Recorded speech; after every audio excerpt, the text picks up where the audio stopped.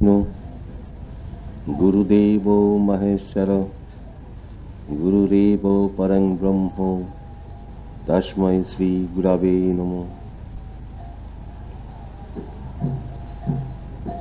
এই যে ঈশ্বর সাধন আমাদের সমাজে অনেক রকম আছে, আবার শাস্ত্রের যে সমস্ত বচন তার মধ্যে দিয়েও ঈশ্বর সাধনার কথা আছে। শাস্ত্র আমাদের সামনে অনেক, তার ভাবধারাগুলো অনেক, কিন্তু ওর ভেতর দিয়ে একটা মূল সুর আছে, একটা গ্রামার বা ব্যাকরণ বাঁধা আছে। সেটা হলো মূল সাধনা যেটা, সেটা কিন্তু বহু নয়, সেটা একটাই। তাই দেখবেন গীতা এক একটা করে অধ্যায় শেষ হয়েছে, আর তারপরে একটা লাইন লিখে দেওয়া আছে, ইতি ব্রহ্মবিদ্যায়াং যোগশাস্ত্রে শ্রীকৃষ্ণার্জুন সংবাদে, এত নম্বর অধ্যায় সমাপ্ত। তাহলে গীতার মধ্যে আমরা কি পেলাম না, গীতা হলো ব্রহ্মবিদ্যা এবং যোগশাস্ত্র। তাহলে গীতা যদি ব্রহ্মবিদ্যা এবং যোগশাস্ত্র হয়, তাহলে অন্য শাস্ত্রগুলো কি, সেটাও গীতার মধ্যেই বলা আছে। সেটা হলো যে গীতা বললেন ভগবান এবং লিখলেন ব্যাসদেব আর শুনলেন অর্জুন। তার মধ্যে বলা হলো যে সমস্ত শাস্ত্রকে দহন করে নিয়ে এসে, মানে নির্যাস করে নিয়ে এসে এই গীতা রচিত হলো। তার মানে কি, গীতা পড়লে সব শাস্ত্র পড়া হয়। তাই যদি হয়, তাহলে অন্য শাস্ত্রগুলোর মধ্যে দিয়েও সেই ব্রহ্মবিদ্যা এবং যোগশাস্ত্রই আছে। কারণ সমস্ত শাস্ত্রের মধ্যে ব্রহ্মবিদ্যা এবং যোগশাস্ত্র আছে বলে সেগুলোকে মানুষের বোঝা বড় কঠিন, বড় ছড়িয়ে ছিটিয়ে আছে এবং কঠিন কঠিন ভাষা ব্যবহার করা আছে। তাই তাকে সহজ সরল করে সকলের বুঝবার মতো উপযোগী করে এই ব্রহ্মবিদ্যা এবং যোগশাস্ত্রকে গীতা আকারে মানুষের সামনে রাখা হলো। তাহলে এটা বোঝা গেল যে সব শাস্ত্র মধ্যে দিয়েই এই গীতার জ্ঞানটা আছে। যেমন শাস্ত্র বলতে অনেক কিছু বোঝায়, বেদ, বেদান্ত, উপনিষদ, গীতা, চণ্ডী, ভাগবত, এরকম অনেক কিছু আছে। সেরকম অনেক উপনিষদও আছে। এই সমস্ত বিভিন্ন উপনিষদের মধ্যে থেকে আমরা কি পাই? পাচ্ছি যে এই যে ব্রহ্মবিদ্যা এবং যোগ শাস্ত্র, এগুলো কি করে সাধন করা যাবে সেগুলোকে কিছু কিছু গল্প আকারে, কাহিনী আকারে এগুলো বলে দেওয়া আছে। এরকম কাহিনীর মধ্যে দিয়ে আমরা কি পাচ্ছি? যেমন ধরো একটা জন্মাষ্টমী পাচ্ছি, ভগবান কৃষ্ণ জন্মালেন, খালি জন্মাষ্টমী নিয়েই একটা কাহিনী আছে। আবার যেমন ধরো শিবরাত্রি, শিবরাত্রি নিয়েই একটা কাহিনী আছে। এরকম অনেক কাহিনী আমাদের সমাজে আছে। আমরা সেগুলোকে পূজা পাঠ করি। সেই সমস্ত নির্দিষ্ট দিনগুলোতে যা যা ধর্মীয় আচার অনুষ্ঠান সেগুলো আমরা করি। তাহলে এই যে ছোট ছোট কাহিনী, এগুলোর মধ্যে দিয়ে আমরা কি কি শিক্ষা পেতে পারি সেগুলো আমাদের বোঝা দরকার। যেমন ধরো শিবরাত্রি, বোধহয় আগামীকাল শিবরাত্রি আছে। তাহলে শিবরাত্রিতে আমরা কাহিনীটা কি পাচ্ছি না, ব্যাসদেব আরে একটা ব্যাধ, সে জঙ্গলের মধ্যে দিয়ে যাচ্ছিল শিকার করতে করতে, ব্যাদের কাজ হচ্ছে শিকার করা, পশু পাখি মারে তীর ধনুক দিয়ে। এভাবে জঙ্গলের মধ্যে ঘুরতে ঘুরতে রাত্রির হয়ে গেল। তখন সে ভাবলো, আরে বাঘ ভাল্লুক জন্তু জানোয়ার তো আছে, এদের হাত থেকে তো বাঁচতে হবে। তাই সে একটা বেল গাছের উপর উঠে বসে থাকলো। সারা রাত ওই বেল গাছের উপর বসে আছে। ভোরের দিকে হাত লেগে যাওয়াতে একটা বেল পাতা খসে পড়ে গেল নিচে। ব্যাট জানতো না ওই নিচে একটা শিবলিঙ্গ আছে। ওই শিবলিঙ্গের ওপরে বেল পাতাটি পড়ল।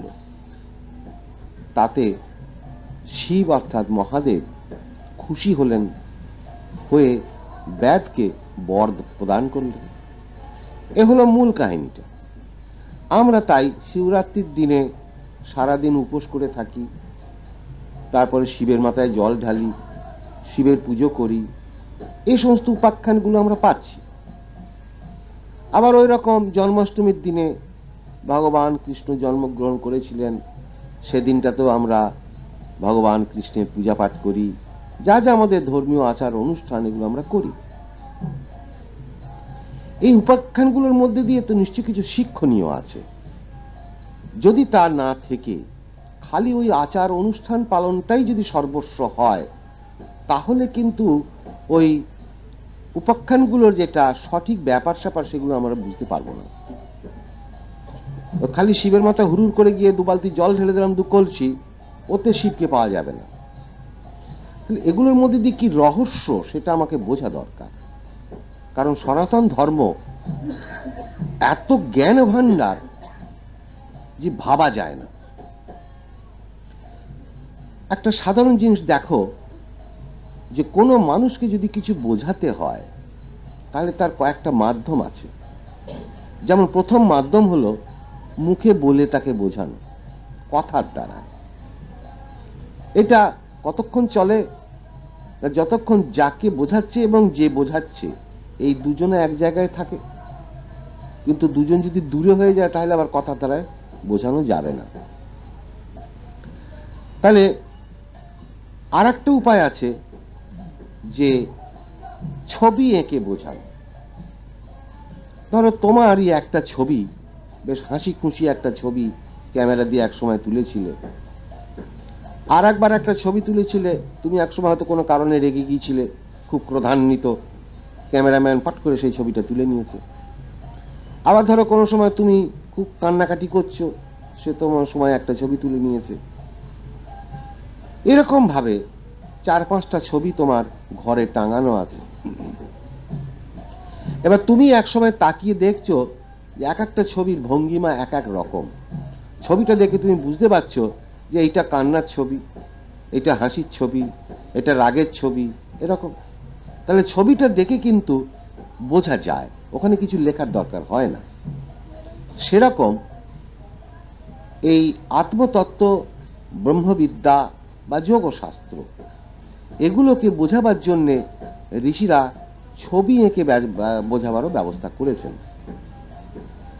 আরো পরবর্তীকালে তারা দেখলেন যে সব মানুষকে তো ছবি এঁকে এঁকে বোঝানো যাচ্ছে না, কারণ ছবিগুলো সবার কাছে পৌঁছে দেওয়া সম্ভব নয়। তখন তারা মূর্তি করলেন।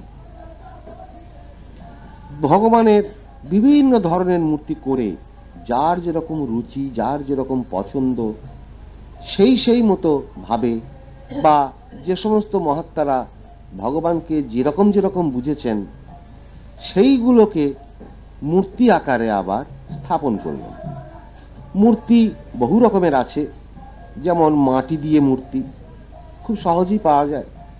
ঘর থেকে নিচে নামলেই মাটি, খানিকটা মাটি জল দিয়ে মেখে কাদা করে নিল, তারপরে একটা মূর্তি তৈরি করে রোদে শুকিয়ে নিল বা আগুনে পুড়িয়ে নিয়ে শক্ত করে নিল।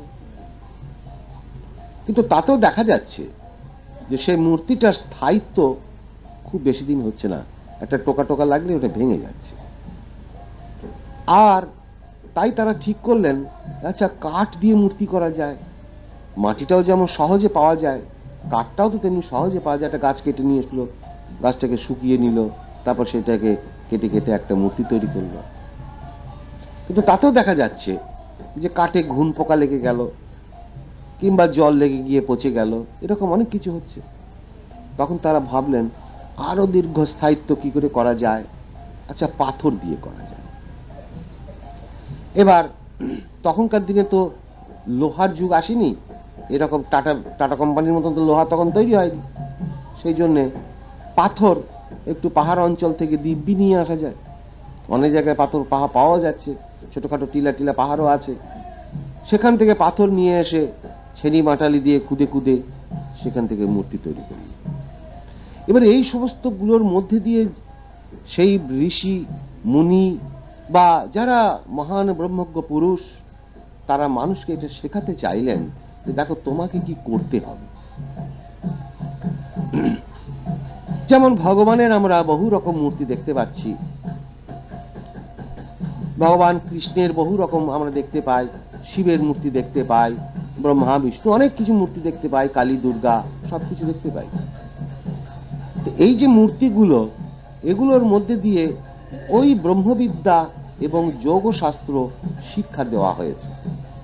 আমরা কিন্তু কাল প্রভাবে আস্তে আস্তে ভুলতে ভুলতে সেই যে মূর্তিগুলোর মধ্যে দিয়ে মুনি ঋষিরা যে সমস্ত ব্রহ্মবিদ্যা এবং যোগ শাস্ত্র শিক্ষা দেবার চেষ্টা করেছেন, আমরা সেগুলো ভুলে যেতে লাগলাম।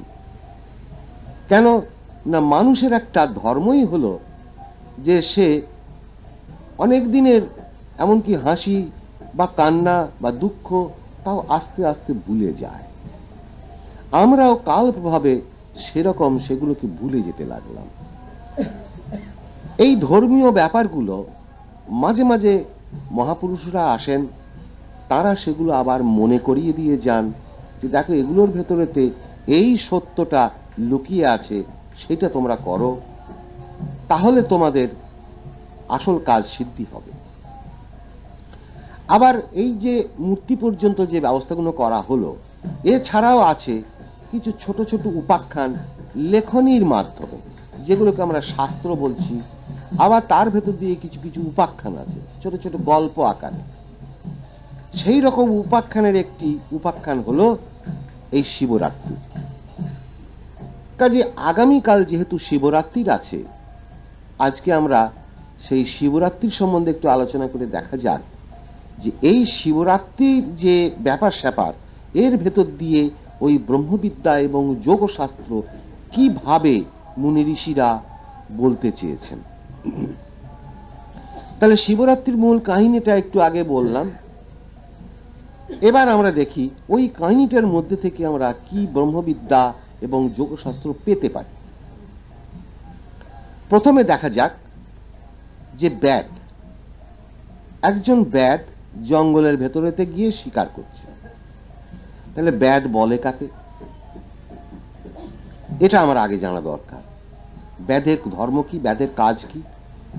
না, ব্যাদের কাজ হচ্ছে শিকার করা। কি শিকার করে? পশু পাখি জন্তু জানোয়ার যারা জঙ্গলে থাকে তাদের শিকার করে। তাহলে এক কথায় হলো শিকার করা মানে তো একটা প্রাণী হত্যা করা। তা প্রাণী হত্যা তো হিংসার প্রতীক। এই যে তার ব্যাদ চরিত্র, এর ভেতরে আছে তার হিংসা। হিংসা আছে বলে ওই গাছের ডালে পাখিটা বসে আছে, কুকু করে ডাকছে, চিঁচি করে ডাকছে, সে তো আমার কোনো ক্ষতি করেনি।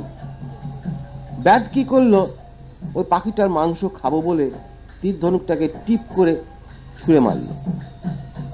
নির্দোষ পাখিটা টুপ করে পড়ে গিয়ে মরে গেল। যে আমার কোনো ক্ষতি করেনি পাখিটা, সেই পাখিটাকে ব্যাদ হত্যা করল। অথবা ওখান দিয়ে একটা হরিণ যাচ্ছিল, তাকে একটা তীর দিয়ে মেরে দিল। সে তো বেচারা ঘাস খাচ্ছিল, পাতা খাচ্ছিল, সে তো আপন মনে জঙ্গলের মধ্যে চড়ে বেড়াচ্ছিল, সে তো আমার কোনো ক্ষতি করেনি। তাহলে এর ভেতর দিয়ে ব্যাধের হিংসা চরিত্রটা প্রকাশ পেল। তাহলে এই হিংসা সবার ভেতরেই আছে, আমাদের সবার ভেতরে। কারো ভেতরে কম আছে, কারো ভেতরে বেশি আছে। তার মানে ব্যাধ চরিত্রটা আমাদের সবার ভেতরে আছে। তার মানে এক কথায় দাঁড়ালো, প্রকারান্তরে আমরা সবাই ব্যাধ। তাই ব্যাধ গেল জঙ্গলে শিকার করতে। এবার শিকার তো বুঝলাম হিংসার কাজ, কিন্তু শিকার করতে গিয়ে সে কিন্তু মানুষকে মারে না, জন্তু জানোয়ারকে মারে। জন্তু জানোয়ার কাকে বলে? যারা ঈশ্বর সাধনার বিপক্ষে। তাহলে এবার এরা থাকে কোথায়? জন্তু জানোয়ার জঙ্গলে থাকে। জঙ্গল আমরা বলি কাকে? ওই যেখানে বহুত গাছপালা ঝোপ জঙ্গল আছে সেটাকে জঙ্গল বলি। আর জন্তু জানোয়ারগুলো সেখানেই থাকে, বড় বড় গ্রামে শহরের মধ্যে তো থাকে না। তাহলে এই যে জন্তু জানোয়ার বা জঙ্গল, এগুলো ওই ব্যাধ হিসেবে, আমি যেহেতু ব্যাধ চরিত্র আমার ভেতরেতে আছে, তাই এই জঙ্গল এবং জন্তু আমার ভেতরেতে আছে। কিরকম না, আমার যেগুলো বিভিন্ন কর্ম, আবার ওই গীতার মধ্যে বলা আছে গহনা কর্মণ গতি, আমার কর্মের গতি একেবারে দুর্জ্ঞ, গহন অরণ্যের মতো, গভীর অরণ্যের মতো। গভীর অরণ্যের মধ্যে গেলে কি হয়? পথ খুঁজে পাওয়া যায় না। এত বড় বিশাল জঙ্গল, এদিকে 10 মাইল ওদিকে 10 মাইল, ওর ভেতর থেকে কোন দিকে গেলে আমি রাস্তা পাবো খুঁজে পাওয়া যায় না। তেমনি আমারও জীবনের যা কিছু কর্ম, সেই কর্ম আমাকে কোথায় ভাসিয়ে নিয়ে যে যেতে পারে তা আমি নিজেই জানি না। অতএব খুব সাবধানে কর্ম করতে হয়। অকারণ আমরা অনেক সময় মিথ্যে কথা বলি। আবার ওই যে মিথ্যে কথাটা বললাম, তার ফলটা যখন ফলবে ও তো আমার কাছেই ফলবে। আমি একজনকে দুটো গালাগালি দিয়ে দিলাম, ওই গালাগালির প্রতিফলটা যখন আবার আমার কাছে ফলবে তখন আমার জীবনেই আসবে। ওটার ফল ভোগটা আমাকেই করতে হবে। এ কারণে খুব সাবধানে কথাবার্তা বলতে হয়। উত্তেজিত হতে নেই, ক্রোধান্বিত হতে নেই। এগুলো হচ্ছে গহনা কর্মণ গতি। অতএব কর্মকে খুব সাবধানে করা উচিত। তাহলে এই যে গহন অরণ্য আমার শরীরের ভেতরেতে বা আমার মনের ভেতরেতে আছে, সেরকম ওই জন্তু জানোয়ারও আছে। কারা জন্তু জানোয়ার আমার ভেতরে? না, বিভিন্ন ইন্দ্রিয় রিপু, কামনা, বাসনা, লোভ, হিংসা, পরশ্রী কাতরতা, এই যে বিভিন্ন জিনিস যেগুলো প্রাণের চঞ্চল অবস্থা থেকে উৎপন্ন হচ্ছে, এরা জন্তু জানোয়ার। আর গহন অরণ্যটা আরো ভালো জিনিস কি না, প্রাণ আমার ভেতরে চঞ্চল হয়ে গেছে, তাই বহু কিছু উৎপন্ন হচ্ছে, ছড়িয়ে ছিটিয়ে আমি চারিদিকে ছুটে বেড়াচ্ছি। একবার এটা চাই, একবার ওটা চাই, এটা পেলাম তো দুদিন বাদে ওটা ভালো লাগে না, চলো আর একটা নিয়ে আসি, এরকম ভাবে আমরা ছুটে বেড়াই। তাই আমার এই ভেতরেতে যে গভীর যে অরণ্য জঙ্গল, তার ভেতরে যে সব জন্তু জানোয়ার আছে, তাদের এবার আমাকে হত্যা করতে হবে। কিন্তু হত্যাটা করে কি করে ব্যাধ? তীর মেরে মেরে। সে তীর এবং ধনুক, এই দুটোও কিন্তু আমার ভেতরেই আছে। ধনুকটা কি? এরকম একটা বেঁকা মতন বাঁশ, তার সঙ্গে আর একটা দড়ি বা ছিলা লাগানো থাকে। তীরটাকে তার মাঝখান দিয়ে লাগানো হয়। এবার টেনে ছেড়ে দিলে তীরটা বেরিয়ে চলে যায়, সে গিয়ে যেখানে লাগবে তীরটা সেখানে ঢুকে যাবে। এই তো ব্যাপারটা। দেখো, আমাদের এই শরীর, এইটা হলো সেই ধনুক। একে আমি ধনুকের মতো বেঁকাতে পারি। আবার এর ভেতরেতে আছে তীর। সেই তীর, ওই ধনুকের মধ্যে তীরটা যেমন এরকম ভাবে ধরে মাঝখান দিয়ে তীরটাকে লাগাতে হয়, ঠিক সেরকম আমার শরীরে যে তীর, যেটা নাক দিয়ে চলছে, মানে ধনুকের মাথাটা দিয়ে মাঝখান দিয়ে বেরিয়ে যাচ্ছে তীরটা, ঠিক সেরকম এই শরীরের একটা ঊর্ধ্ব অংশে ওই তীরটা বেরিয়ে যাচ্ছে নাক দিয়ে। কিন্তু ওর উৎপত্তি স্থল কোথায়? গোড়াটা কোথায়? না, নাভির মাঝখানে। তাহলে নাভির থেকে শ্বাসটা টেনে নিয়ে আবার ছেড়ে দিলাম, এটা হয়ে গেল আমার তীর ছোঁড়া। তাহলে এই তীর এবং ধনুক, এ দুটো আমার ভেতরেই আছে। শরীরটা হলো ধনুক আর শ্বাসটা হলো তীর। এই যে তীর ধনুক, এটা কিন্তু আমরা সব সময় ছুটছি, ছুটতে ছুটতে ক্লান্ত হয়ে পড়ছি। কিন্তু কাকে মারবার চেষ্টা করছি? জন্তু জানোয়ারকে। এবার এই যে আমার ভেতরের যে জন্তু জানোয়ার, তাদের মারলে কিন্তু পাপ হয় না। আর বাইরের জন্তু জানোয়ার মারলে নিশ্চয়ই পাপ হয়, কারণ তার ভেতরে প্রাণ আছে। আমার ভেতরে যেটা কামনা বাসনা হিংসা, ওদের ভেতরেও প্রাণ আছে ঠিক, কিন্তু ওরা প্রাণ থেকে উৎপন্ন খারাপ জিনিস। খারাপ জিনিসকে তো নিশ্চয়ই মেরে ফেলতে হবে। দুধ ভালো জিনিস, কিন্তু দুধটা খেলে শরীরের পুষ্টি হয়, কিন্তু সেই দুধটা যদি পচে যায় তখন সেটা খারাপ, সেটা খেলে শরীরের ক্ষতি হয়, তাই তখন সেটাকে ফেলে দাও। সেরকম প্রাণ ভগবান ঠিকই, এই প্রাণ ভগবানের ভেতরে তো দুটো জিনিস আছে, ভালো এবং মন্দ। আমরা নেব কোনটাকে? ভালোটাকে। মন্দটাকে ফেলে দেব। যেমন ভাত তরকারি বা এটা ওটা ভালো খাবার আমরা গপ গপ করে খেলাম, এবার মন্দ কোনটা হলো না সকালবেলা যখন পায়খানা করে দিলাম। তো সেরকম ভালো এবং মন্দ সবসময় আমার ভেতরেতে আছে। তাই আমার ভেতরে যারা মন্দ, মানে কামনা বাসনা হিংসা ইন্দ্রিয় লোভ মানে যা কিছু আছে, এরা আমাকে ঈশ্বর সাধন করতে দেয় না। তাই এদের এবার মেরে ফেলো, হত্যা করো। ব্যাড সেই হত্যা করছি কি দিয়ে? তীর মেরে মেরে, তার মানে ওই শ্বাসরূপী কর্ম অর্থাৎ প্রাণকর্ম করে করে। তার মানে এই ব্যাধ চরিত্রটা হলো একটা ক্রিয়াবানের চরিত্র। এবার তুমি নিজের সঙ্গে ওই ব্যাধের সঙ্গে মেলাও, দেখো তুমিও বসে বসে ওই কর্মটি করছো। এভাবে ওর ভেতরেতে এই ব্রহ্মবিদ্যা এবং যোগ শাস্ত্রটাকে বলা হচ্ছে। তারপর জঙ্গলের মধ্যে ঘুরতে ঘুরতে এসে গেল রাত্রির। রাত্রির মানে অন্ধকার, যখন আর আলো নেই। এবার ব্যাট তখন ওই গাছের ওপরে উঠে গিয়ে বসে থাকে। তাহলে রাত্রিটা কি না? জীবনের অন্ধকার, জীবনের অজ্ঞান। আমি ঈশ্বর তত্ত্ব বুঝি না, অথবা বুঝলেও উল্টোটা বুঝি। যা বোঝা উচিত ছিল তা আমি বুঝি না। আমি ব্রহ্মবিদ্যাকে বুঝি না, আমি যোগশাস্ত্রকে বুঝি না, তার উল্টোটাকে বুঝি। শাস্ত্র যা করতে বলেছেন তার উল্টোটাকে বুঝে গিয়ে আমি উল্টো কর্ম করতে লাগলাম। ফলে আমার আত্মজ্ঞান হচ্ছে না, ফলে আমার ব্রহ্মজ্ঞান হচ্ছে না। এইটা হলো অশাস্ত্রীয় কাজ। তাই সেইগুলো আমার জীবনের অন্ধকার, অজ্ঞান। এই অজ্ঞান থেকে সে বাঁচবার জন্যে সে গাছের উপরে উঠে বসে থাকে। এবার অজ্ঞান অবস্থা থাকলে মানব জীবনে কি হয়? জঙ্গলের মধ্যে যখন রাত্রির বেলায় গিয়ে আমরা ঢুকে পড়ি, তখন তো বাঘ ভাল্লুকের ভয় থাকে, কারণ অন্ধকারেই তো ওই বাঘ ভাল্লুক সে ঘুরে ঘুরে বেড়ায়, আর কি শিকার পাবে ওঁত পেতে বসে থাকে, টপ করে গিয়ে চেপে ধরে। ভয় আছে সেখানে, জন্তু জানোয়ার, হিংস্র জন্তু জানোয়ারের ভয় আছে। তাহলে এই ভয় থেকে সে বাঁচবার জন্যে গাছের উপর উঠে বসে থাকে। তা আমাদের জীবনে যখন অন্ধকার অর্থাৎ অজ্ঞান আসে, যখন আমি সঠিক ঈশ্বর তত্ত্ব বুঝতে পারি না বা চাই না, তখন এই অবস্থা থেকে বাঁচবার জন্য আমাকে কি করতে হবে?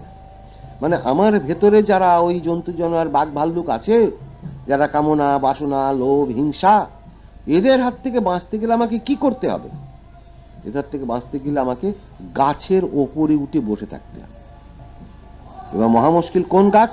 আমার শরীরের ভেতরে আবার গাছ কোথায়? হ্যাঁ আছে একটা, সেটা আগেও বলেছি, ওই গীতার মধ্যেই বলে দেওয়া আছে। দেখো ওদিকে শিবরাত্রির, কিন্তু শিবরাত্রির যেটা দহন করে যে সার অংশটুকু আবার গীতার মধ্যে ফেলে দেওয়া আছে। ওই যে ব্যাট গাছের উপর উঠে বসে থাকলো, সে গাছটা কাকে বলে সেটা গীতার মধ্যে বলা আছে। ঊর্ধ্বমূলং অধৌ শাকং অশ্বত্থ প্রাহুরভয়ম। এমন একটি গাছ যার মূল মানে শেকড় ওপর দিকে, আর ডালপালা মানে শাখা পোশাকা নিচের দিকে। এরকম গাছ তো দেখা যায় না কোথাও। সব গাছের আমরা কি দেখি? শেকড় মূল নিচের দিকে আর ডালপালা ওপর দিকে, কিন্তু এখানে ভগবান বলছেন উল্টো। তাহলে এটা হলো আমার এই মনুষ্য শরীর, যার মূল অর্থাৎ স্থির নিশ্চল ব্রহ্মটা ওপর দিকে মাথায়, আর সেখান থেকে প্রাণ চঞ্চল হয়ে নিচের দিকে নেমে গেছে, সেটা হলো অধৌ শাখান। মানে নিচের দিকে প্রাণ চঞ্চল হয়ে নেমে যাওয়ার দরুন ওই যে কামনা বাসনা লোভ হিংসা, যারা ওই জঙ্গলের জন্তু জানোয়ার, ওরা আমার ভেতরে উৎপন্ন হয়েছে। তার মানে আমারই ভেতরে এই জঙ্গল সৃষ্টি হয়েছে, এবং সেই জঙ্গলের ভেতরে তো ওই জন্তু জানোয়ারগুলো ঘুরে বেড়াচ্ছে। তো এদের থেকে বাঁচতে গেলে আমাকে ওই গাছের ওপরে গিয়ে উঠে বসে আছে, অর্থাৎ কুটস্থের মধ্যে। তাহলে কি হলো, আমার কাছে নিচের কামনা, বাসনা, লোভ, হিংসা এরা আর কেউ আমাকে আক্রমণ করতে পারলো না। এবার মজা দেখো, কিন্তু এগুলো হচ্ছে কি করেতে? সে কিন্তু তীর মেরেই যাচ্ছে, তীর মেরে মেরে এই কাণ্ড করছে, অর্থাৎ প্রাণকর্ম করে করে। সারাদিন সে প্রাণকর্ম করেছে, অর্থাৎ সারাদিন সে তীর চালিয়েছে, বহু জন্তু জানোয়ারকে মেরে ফেলে দিয়ে, অর্থাৎ সমস্ত কামনা, বাসনা, হিংসা সবাইকে মেরে ফেলে দিয়ে সে রাত্রির বেলায় উঠে গিয়ে গাছের ওপর উঠে বসে আছে। এবার এই ব্যাধ যদি একজন ক্রিয়াবান হয়, তাহলে সে রাত্রির বেলায় উঠলো কেন না? ওর সাধারণ মানুষের কাছে, আবার ওই গীতার মধ্যেই বলা আছে, দেখো যে সাধারণ মানুষের কাছে যেটা দিন, যোগীর কাছে সেটা রাত্রির। আবার সাধারণ মানুষের কাছে যেটা রাত্রির, যোগীর কাছে সেটা দিন। তার মানে সাধারণ মানুষের থেকে যোগী সম্পূর্ণ উল্টো। কিন্তু সোজাটা কোথায় জানো? সাধারণ মানুষ দুপা দিয়ে হাঁটে, যোগীও দুপা দিয়ে হাঁটে, হাত দিয়ে হাঁটতে পারে না, ওটা উপায় নেই।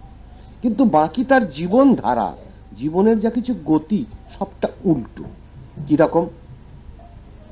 সাধারণ মানুষ রেগে যায়, যোগী রাগে না।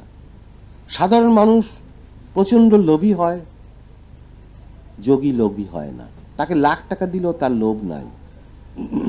সাধারণ মানুষ এই আত্মকর্ম বা প্রাণকর্ম করে না, যোগী করে। সাধারণ মানুষ অজ্ঞানী, যোগী জ্ঞানী। সাধারণ মানুষ বিভিন্ন দেবদেবীর আরাধনা করে, পূজা করে, যোগী আত্মসাধন করে, ব্রহ্মজ্ঞানের চেষ্টা করে। সবটাই উল্টো।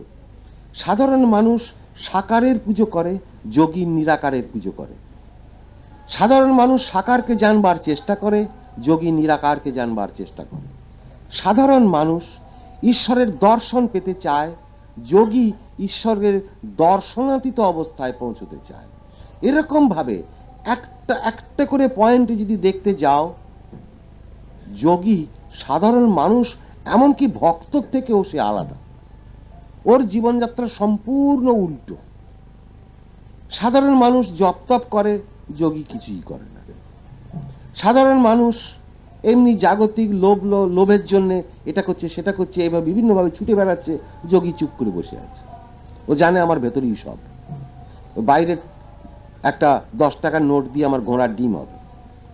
কাজেই সাধারণ মানুষ অন্যের জন্য বাইরে ছুটে বেড়ায়, যোগী বলে অন্ন তো আমার কাছে আসবে, কারণ অন্নপূর্ণা ও তার ভেতরেতে। শিব যিনি স্বয়ং অন্নপূর্ণার কাছে গিয়ে ভিক্ষা মাংছেন, তিনিও তাঁরই ভেতরেতে। সে যে অহং ব্রহ্মাস্মি, সে যে নিজেই ব্রহ্ম হয়ে বসে আছে, কাজে তার বাইরের কিছু দরকার নেই, বাইরের সবকিছু তার আপনা থেকে হবে। এ বড় বিচিত্র অবস্থা। যার যোগী, যার ভেতরে হয়, সেই জানে, অপরে জানে না এগুলোকে। কাজেই এই যে রাত্র, ওখানে রাত্র নিশা দেখানো হলো এই কারণে। এক কথা হলো সাধারণ মানুষের জীবনে যেটা অন্ধকার, যোগীর কাছে সেটা দিন। কিন্তু ওখানে রাত্র দেখানো হলো কেন?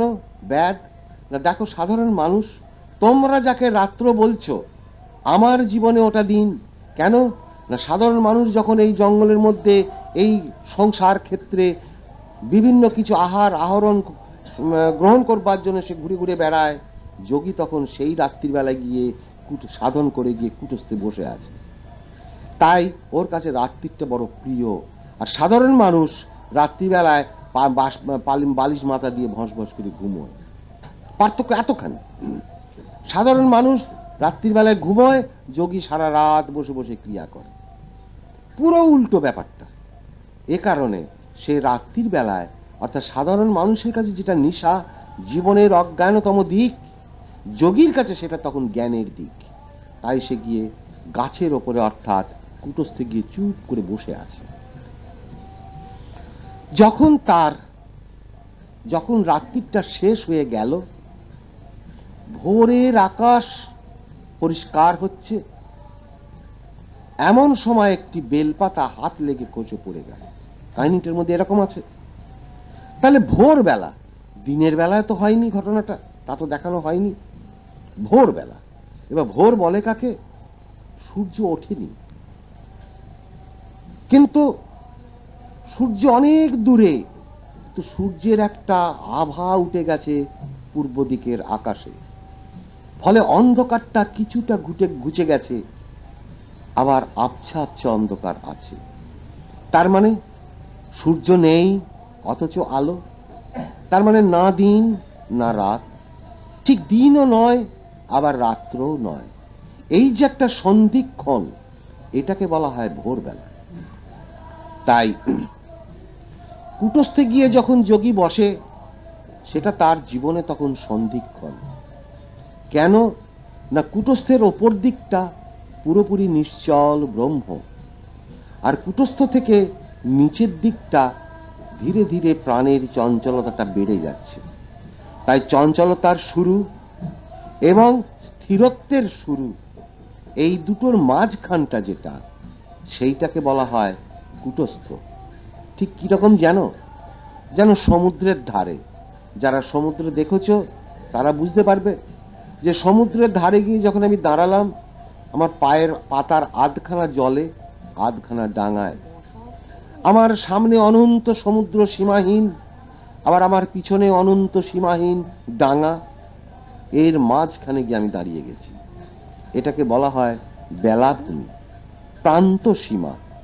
তাই আমার জীবনের ওইটা হলো কুটস্থ, হলো সেই প্রান্ত সীমা। সেই প্রান্ত সীমায় দাঁড়িয়ে যোগী দেখতে পাচ্ছে যে আমার ওপর দিকে, অর্থাৎ কুটস্থের ওপরে অনন্ত নিশ্চল সীমাহীন ব্রহ্ম, যা গম্ভীর, চির শাশ্বত, চির অচঞ্চল, চির অপরিবর্তনীয়। সেখানে শান্তি নেই, অশান্তি নেই, সুখ নেই, দুঃখ নেই, জন্ম নেই, মৃত্যু নেই, হাসি নেই, কান্না নেই, কিছু নেই, কিছু নেই এক কথায়। এবার আমি সেখানে গিয়ে কি করে মিশে যাব? আবার যখন ওই গাছের ডালে, গাছের ওপরে বসে, অর্থাৎ কুটস্থে বসে যখন নিচের দিকে দেখছে, তখন সে দেখতে পাচ্ছে, ওরে বাবারে, এই যে সাধন যে আমি আগে করতাম, তার মানে যখন সাধন শুরু করেছিলাম তখন তো আমি ওই নিচের দিকে ছিলাম, ওই কামনা, বাসনা, লোভ, হিংসা, তার ভেতরে আমি জড়িয়ে বসেছিলাম। প্রাণের তরঙ্গগুলো কি সুন্দরভাবে খেলা করছিল, তাদের সঙ্গে বসে আমি লীলা করছিলাম। এটাই না প্রাণ কৃষ্ণের লীলা, যেটা পরশুদিনে বলেছি। তাহলে এই নিচের দিকের যে সমস্ত লীলা খেলা, ওইখানটা বসলে পরে নিচের দিকটায় দেখা যায়, কারণ ওটা যে প্রান্ত সীমা। এবার যেহেতু আমার ওদিকটা পিছন পড়ে গেছে, আমার আর দেখার দরকার নেই। আমি ডাঙার ওপর দিয়ে হাঁটতে হাঁটতে গিয়ে সমুদ্রের ধারে গিয়ে পৌঁছলাম। যখন সমুদ্রের ধারে গিয়ে পৌঁছলাম, তখন আমার সামনে সমুদ্র, পিছনে ডাঙা। ডাঙাকে আমি অতিক্রম করে এসেছি যে জায়গায় আমি এতদিন ছিলাম। এবার আমায় যেতে হবে কোথায়? ওই দেখো সামনে অনন্ত সমুদ্র। পায়ের পাতাটা দিলাম, ওরে বাবারে কি ঠান্ডা জল, তো যাবো কি করে? ওখানে গেলে যে আমি ডুবে যাব। তাই একটু একটু করে জলে নামছি, এক হাঁটু, এক কোমর, এক কম্বল, এক বুক, এক গলা জল বাড়ছে। তখন আমি ভাবছি, এবারে জলের যে গভীরতা বাড়ছে, তাতে আমি ডুবে যেতে পারি। ডুবে গেলে আমার কি হবে?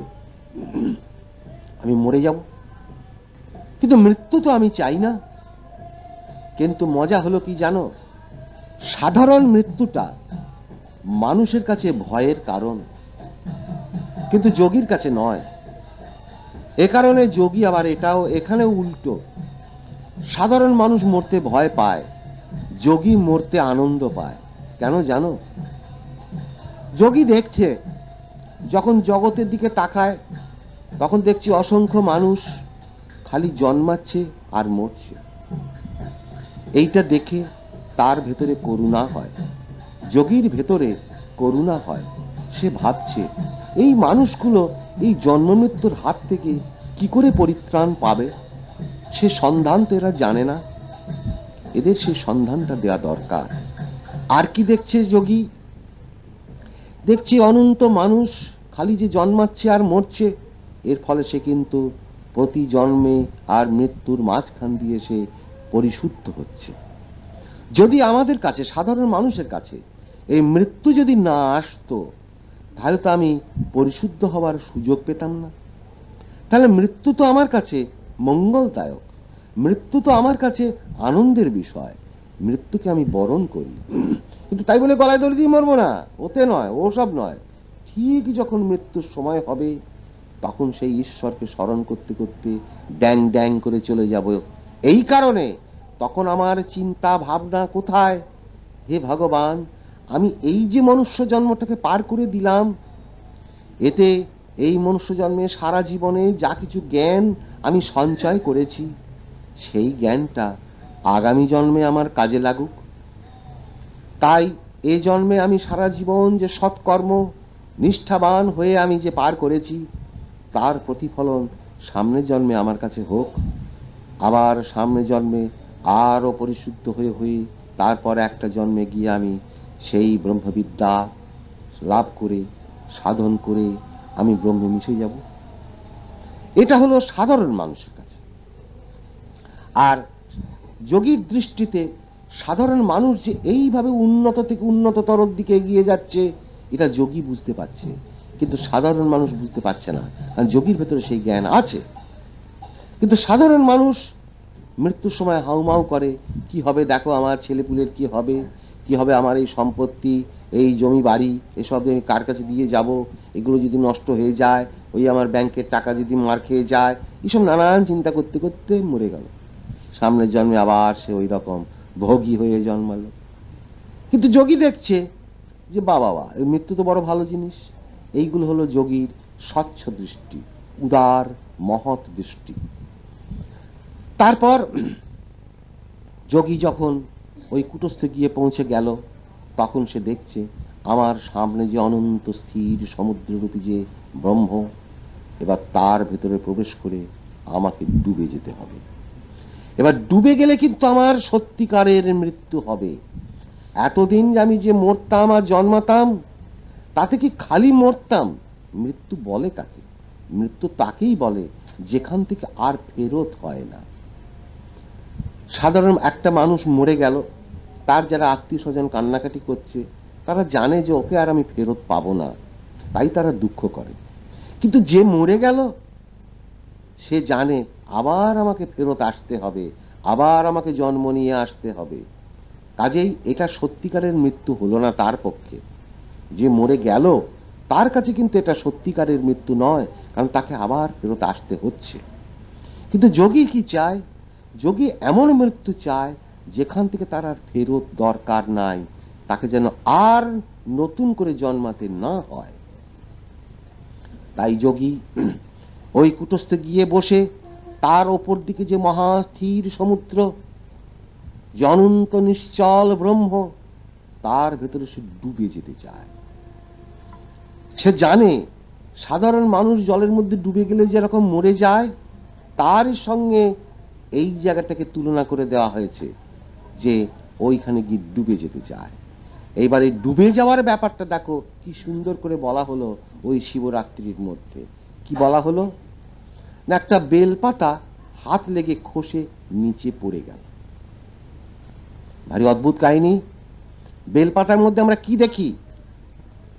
একটা বোঁটায় 3টে পাতা আছে, ওকে বলা হয় ত্রিফলকযুক্ত পাতা, ত্রিফলকযুক্ত পত্র। তাই এই যে 3টে ফলক একটা পাতার মধ্যে, সেটা আমার জীবনেই আছে, আমার শরীরের ভেতরেতে। সেটা কি? ইরা, পিঙ্গলা, সুষুম্না।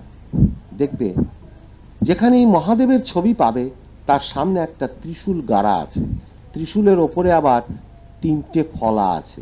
ওই 3টে ফলা হলো ইরা, পিঙ্গলা, সুষুম্না। মানে আমার এই যে শ্বাসের গতি চলে, এর ভেতরে ওই 3টি জিনিস আছে। যেটাকে বাম নাসিকায় যে শ্বাসটা চলে তাকে বলে ইরা, এগুলো তোমরা বইয়ের মধ্যেও পাবে। ডান নাসিকায় যে শ্বাসটা চলে তাকে বলে পিঙ্গলা। আর এই দুটোর মাঝখানে আর একটা গতি আছে যাকে বলে সুষুম্না। তাই ওই শিবের যে ত্রিশূল তাতে এরকমই আছে। আর ওই বেলপাতা দিয়েই শিবের পুজো হয়। কেন না, শিবের ওই যে ত্রিশূলের প্রতীক আবার বেলপাতাটা, তা আমার ভেতরেই শিবাবস্থা আছে, আর তাকে পেতে গেলে ওই ত্রিফলক মানে ইরা, পিঙ্গলা, সুষুম্না তিনটেকে খসিয়ে দিতে হবে। কিন্তু মজা হলো, ওইখানে গাছের ওপরে ব্যাট বসে আছে, পাতাটা খসে পড়লো নিচে। কাহিনীটাতে বলা হলো নিচে শিবলিঙ্গ আছে, তার ওপরে এসে বেলপাতাটি পড়ল। কিন্তু সত্যিকারের গাছটা কি না, সত্যিকারের গাছ হচ্ছে মূলটা ওপরে আর শাখা পোশাকা নিচে, যেটা ভেতরের গাছ। আর বাইরের গাছ কি আছে, মূলটা নিচের দিকে, শাখা পোশাকা উপর দিকে। এখন তার সঙ্গে তো সামঞ্জস্য রাখতে হবে। ভেতরের যে গাছ সেরকম গাছ তো বাইরে তো নেই, তাই কাজে ওই গাছ দিয়েই তো বোঝাতে হবে। তাই ওখানে দেখানো হলো ওপর থেকে বেলপাতাটা খসে পড়ল নিচে, অর্থাৎ মূলাধার তত্ত্বে। আসলে কি হলো, মূলাধার তত্ত্ব থেকে তুলে নিয়ে গিয়ে কুটস্থ তত্ত্বে গিয়ে পৌঁছে গেল। তখন সে শিবাবস্থাকে পেয়ে গেল, অর্থাৎ ইরাও নাই, পিঙ্গলাও নাই, সুষুম্নাও নাই। অর্থাৎ এই যে নাক দিয়ে যত শ্বাসের গতি চলছে, এরা কেউ নেই, সব থেমে গেছে। এই যে থেমে যাওয়া, এটাকে আগে চাই। তাহলে সাধন করলে আমার কি হবে?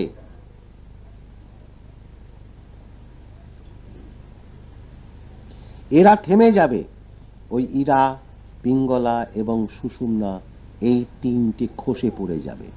তাই বেলপাতা শিবের বড় প্রিয়। মানে শিব চাইছেন শিবটাকে না, শিব হলেন স্থির প্রাণ। দেখবে কালী পুজো যখন হয় তখন শিব শুয়ে আছেন। তো আমরা মানুষ যখন ঘুমোই, বিশ্রাম নিই, তো বিশ্রাম নেওয়ার একটাই উপায় আছে, একবারে আরাম করে শুয়ে পড়ো। শুয়ে পড়ে সবচেয়ে ভালো বিশ্রাম হয়। তাই ওখানে শিব বিশ্রাম নিচ্ছেন। বিশ্রাম বলা হয় কাকে? নিশ্চল, শরীরটা নড়ছে না, চুপ করে পড়ে আছে। ওখানেও নিশ্চল যে স্থির প্রাণ, তার প্রতীক হলেন ওই দেবাদিদেব মহাদেব, যিনি পড়ে আছেন। আবার ওই কালী, শিবের বুকের ওপরে কালীর একটি পা, আর একটা পা হয় মাটিতে আছে, না হয় উরু পায়ের উপরেতে আছে। এর দ্বারা কি বলতে চাইলো, শিবরাত্রি ব্যাপারটা আমি পরে আসছি আবার, তার আগে বুঝে নাও এটাকে। তো এর দ্বারা বলতে চাইলো যে নিশ্চল ব্রহ্মের প্রতীক হলেন শিব। সেই শিবের বক্ষস্থল থেকে চঞ্চলতা প্রকাশ হলো। এবার ওখানে গীতার মধ্যে বলা আছে হৃদ্যেশ অর্জুন তিষ্ঠতি। তো এই যে বুকের মাঝখানে যে হার্ট, লাং, এখান থেকে যে ধুক ধুক ধুক ধুক করছে প্রাণটা, সেখান থেকে আস্তে আস্তে নিচের দিকে প্রাণের যে গতি চলছে আমার ভেতরেতে, তার থেকে উৎপন্ন হচ্ছে কারখানার ভেতরে বিভিন্ন জিনিস। তারা কে? ওই কামনা, বাসনা, লোভ, হিংসা, সংসার, আমি, এরা ভেতরে উৎপন্ন হচ্ছে। তাই শিবের বুকের ওপর একটি পা, আর একটা পা, মা কালীর আর একটা পা আছে হয় মাটিতে। মাটিতে মানে মাটিটা কি?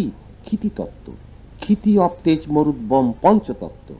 তাই একেবারে ওই বম তত্ত্ব থেকে আর ক্ষিতি তত্ত্ব পর্যন্ত এই যে অবস্থাটা, এইটা হলো প্রাণের চঞ্চল দিক। উৎপত্তি হচ্ছে কোথা থেকে চঞ্চলতা? স্থির ব্রহ্ম থেকে। তাই দেবাদিদেব মহাদেব শয্যায় শুয়ে আছেন চুপ করে। তাহলে এই যে বেলপাতাটা যেটাকে প্রতীক রূপে দেখানো হলো ওপর থেকে নিচে খসে পড়ছে, এটার আসল উদ্দেশ্য হলো নিচের থেকে উপরে চলে যাওয়া। কিন্তু বাইরের গাছ তো এরকম নেই, এই কারণে ওভাবে বোঝানো হয়েছে।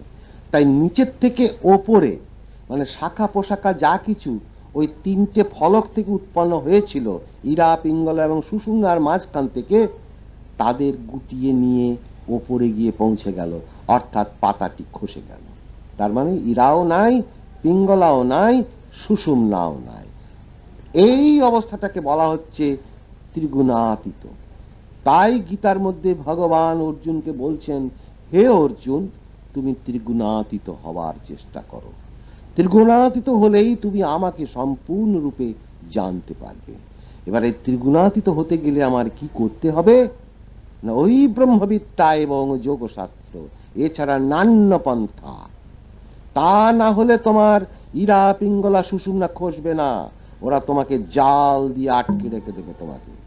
তুমি যতই যাই করো না কেন, তুমি যতই চালাক বুদ্ধিমান হও না কেন, ওর আর কোনো উপায় তোমার সামনে নাই। কোন শাস্ত্রে সে কথা বলা হয়নি। এবার যখন এই ইরা পিঙ্গলা সুষুম্না খসে গেল, তখন সে গেল কোথায়? স্থির ব্রহ্মের মধ্যে মিশে গেল। দেখো কি অপূর্ব ব্যাপারটা। তাহলে যে মানুষ হিংসার মধ্যে জর্জরিত হয়ে আমার আমার সংসার সংসার করে এটা চাই সেটা চাই, না পেলে বোধহয় জীবনটা অসম্পূর্ণ হবে, এভাবে ঘুরে বেড়াতো, সেই মানুষটাই কিন্তু এই ব্রহ্মবিদ্যা এবং যোগ সাধন করে আবার নিশ্চল ব্রহ্মে ফিরে গেল। মানে যার ছিল ব্যাধ চরিত্র, সে হয়ে গেল স্বয়ং ব্রহ্ম। তাহলে দেখো একটা শিবরাত্রির মধ্যে আমরা কি সুন্দর জিনিসটাকে পেয়ে যাচ্ছি। আবার অপরদিকে আমরা জাগতিক ভাবে যখন ওই শিবরাত্রির দিনে শিবের পুজো করি, তখনও কিন্তু একটা ভালো জিনিস আছে শিখবার। ওখান দিয়েও সেই জিনিসটাই বলা আছে যে তোমাকে মনুষ্য জন্মে জীবনে এসে কি করতে হবে। শিবের মাথায় সবচেয়ে একটা ভালো জিনিস দেওয়া হয় জল ঢালা। এ দেখবে তারকেশ্বরও জল নিয়ে যাচ্ছে বাঁকে করে করে। অনেক সময় পাড়ার প্রতিবেশী কত কত জায়গায় শিব মূর্তি আছে, আমরা গিয়ে গেলাসে করে ঘটি করে গিয়ে মাথায় জল ঢালি। এই জল ঢালাটা কি জিনিস? জল হলো নিরাকার, ওর নিজের কোনো রূপ নেই। তুমি যদি ওকে বালতির মধ্যে রাখো বালতির রূপ, যদি গেলাসের মধ্যে রাখো গেলাসের রূপ, যদি পুকুরে ঢেলে দাও তাহলে পুকুরের রূপ, যদি নদীতে ঢেলে দাও নদীর রূপ, যদি সমুদ্রে ঢেলে দাও সমুদ্রের রূপ। ওর নিজের কোনো রূপ নাই। ওই এইটুকু জায়গাতেও থাকতে পারে, আবার ছড়িয়ে ছিটিয়ে অনেকখানি জায়গাতেও থাকতে পারে। বড় অপূর্ব জিনিস জল। তাই জলের অপর নাম জীবন। জল না খেলে মানুষ বাঁচে না। দেখো কি সুন্দর জিনিস। সেই যে জল যে নিরাকার, সেইটা শিবের মাথায় ঢেলে দেওয়া হচ্ছে। তার মানে জলের অপর নাম জীবন।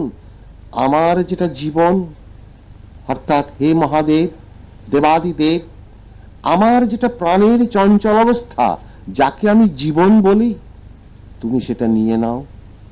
নিয়ে ওই যে জল তোমার মাথায় আমি ঢেলে দিচ্ছি, তার মানে আমার জীবনের যা কিছু চঞ্চলতা তা নিয়ে নিরাকার রূপী জল অর্থাৎ নিশ্চল ব্রহ্মে তুমি আমাকে পরিণত করে দাও।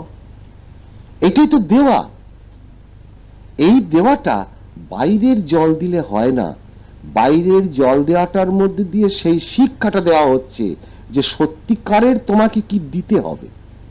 যদি আমরা সেই সত্যিকারের দেওয়াটা দিতে পারি, মানে আমার জীবনের যেটা প্রাণের চঞ্চলতা, তাহলেই কিন্তু আমার সঠিক দেওয়া হলো, আর তা না হলে বেঠিক দেওয়া হলো।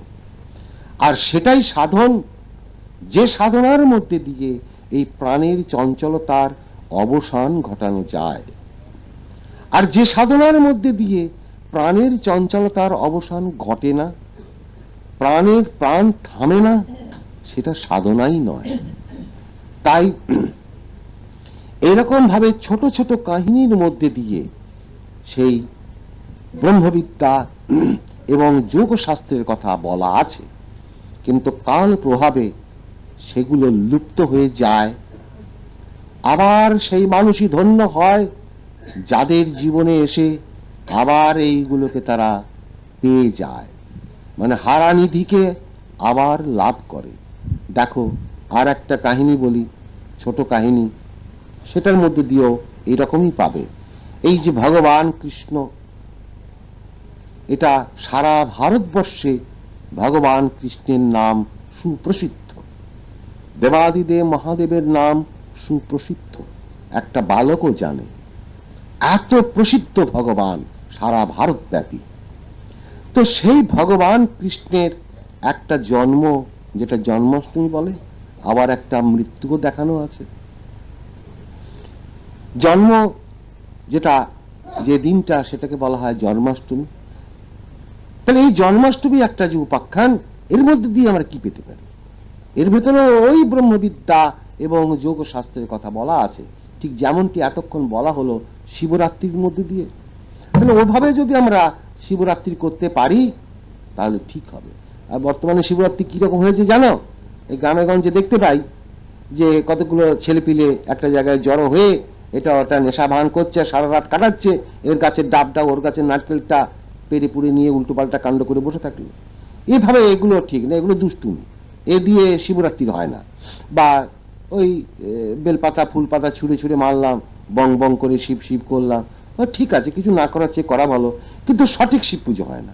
সঠিক শিব পুজোর মধ্যে দিয়ে এইগুলো করা দরকার, যেটা এতক্ষণ বলা হলো।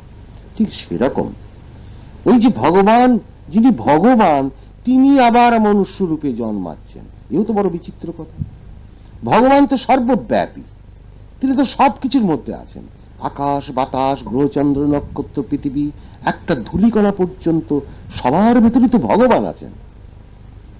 ভগবান না থাকলে তো কিছুই নাই, অর্থাৎ ওই প্রাণ কৃষ্ণ না থাকলে তো কিছুই নাই।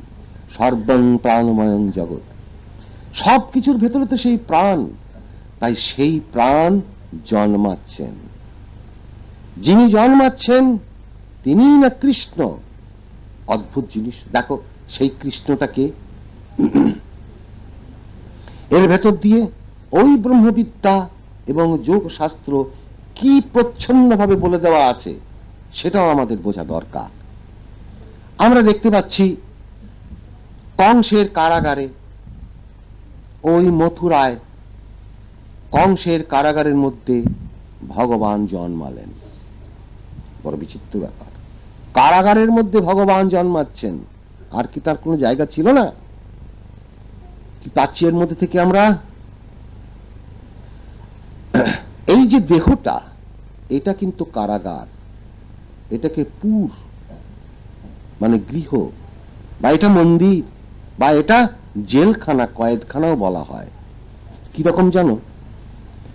এই দেহপুরের মধ্যে প্রাণ কৃষ্ণ সীমাবদ্ধ হলেন। যদিও মূলত তিনি অসীম, কিন্তু তিনি সীমাবদ্ধ হলেন কিরকম? যেটাকে বলা হচ্ছে ঘটাকাশ। তোমার সামনে একটি ঘট রাখা হলো, ঘটের ভেতরেও আকাশ আছে ফাঁকা, আবার ঘটের বাইরেও ফাঁকা আকাশ আছে। তাহলে ওই ঘটের ভেতরে যে আকাশ, সেটা কিন্তু সীমাবদ্ধ, কারণ তার চারপাশে ঘটের দেহটা আছে, কিন্তু ওর মুখটা খোলা। সেই মুখ দিয়ে আর এই অনন্ত বাইরের যে আকাশ, তার সঙ্গে যোগসূত্র হয়ে আছে। কিন্তু বডিটা, এটা দিয়ে এই অনন্ত আকাশকে সীমাবদ্ধ করে ফেলা হয়েছে। সেরকম আমাদের এই শরীরের ভেতরে যে প্রাণ কৃষ্ণ, তিনি মূলত অনন্ত অসীম, কিন্তু ওই দেহের ভেতরে থাকার দরুন তিনি ঘটাকাশের মতো হয়ে গেছেন। যদিও তিনি ঘটাকাশ, তথাপি তিনি অনন্ত সর্বব্যাপী। তার মানে আমার ভেতরে যে প্রাণ, সেই প্রাণই সর্বত্র আছেন, কিন্তু ঘটাকাশের মতন আমার দেহের মধ্যে সীমাবদ্ধ হয়ে থাকার দরুন আমি তার সেই অনন্ত অবস্থাটাকে বুঝতে পারছি না। তাহলে ওই ঘটের ভেতরে যে আকাশ, এটাকে যদি ওই ঘটটাকে ভেঙে দেওয়া যায়, মনে করো মাটির ঘট, তাহলে ঘটটা যদি ভেঙে দেওয়া যায়, তাহলে ঘটের ভেতরের যে আকাশটা ছিল, সেই আকাশটা অনন্ত আকাশের সঙ্গে মিশে গেল। ঠিক সেরকম এই দেহটা যদি না থাকে, তাহলে অনন্ত প্রাণ অনন্ত প্রাণের সঙ্গেই মিশে গেল। ঠিক সেরকম আরো একটা উদাহরণ দেখো। একটা কলসি তুমি নিলে, পুকুর ঘাটে গিয়ে কলসিটাকে ভর্তি করলে, করে আবার জলের মধ্যে ডুবিয়ে দিলে, কারণ খালি কলসিটা কিন্তু ডুববে না, ওটার ভেতরে যখন জল ভর্তি হয়ে গেল, তখনই কলসিটা ডুবে গেল। এবার ডুবে গিয়ে তলায় মাটিতে গিয়ে ঠেকে পড়ে আছে কলসিটা। তাহলে কলসির ভেতরেও জল, কলসির বাইরেও জল, ও একবারে জলে জলময় হয়ে আছে, চারিদিকে জল। কিন্তু তথাপি কলসির ভেতরের জলটার সঙ্গে আর বাইরের জলটার সঙ্গে একমাত্র মুখটা দিয়েই যোগসূত্র আছে, বাকি অংশটা দিয়ে যোগসূত্র নাই। সেরকম আমার ভেতরে যে প্রাণ ভগবান, প্রাণ কৃষ্ণ আছেন, তিনি অনন্তের সঙ্গে সর্বদাই যোগসূত্র হয়ে আছেন, তথাপি দেহটা থাকার দরুন আমরা তাকে বুঝতে পারছি না। সেরকম তাই এই যে জন্মাষ্টমী মানে এই প্রাণ ভগবান, প্রাণ কৃষ্ণ এই দেহরূপ কারাগারের মধ্যে সীমাবদ্ধ হলেন। তাই এই দেহ হচ্ছে কারাগার, এই কারণে এটা সীমাবদ্ধ। সেই ভগবান, তার মানে আমরা প্রত্যেকের ভেতরেই সেই প্রাণ কৃষ্ণ। যখনই আমি ছোট্ট শিশু হয়ে জন্মালাম, আমার ভেতরেই ওই প্রাণ কৃষ্ণ জন্ম নিলেন। এটাই কিন্তু সত্যিকারের জন্মাষ্টমী। এর ভেতর দিয়ে এটাই বলা হয়েছে যে দেখো, এই জগতের যত প্রাণী, মানুষ, কুকুর, বিড়াল, ছাগল, সবারই ভেতর দিয়ে ওই জন্মাষ্টমী প্রতিফলিত হচ্ছে। এবার দেখো কাহিনীটার মধ্যে কি আছে। শিশু কৃষ্ণকে নিয়ে পিতা দেবকী বোধহয়, তাই তো, হ্যাঁ, বসুদেব কারাগার থেকে বেরিয়ে আসছেন। বসুদেবটা কে? পিতারূপী তিনি। এই পিতা বলা হয় কাকে?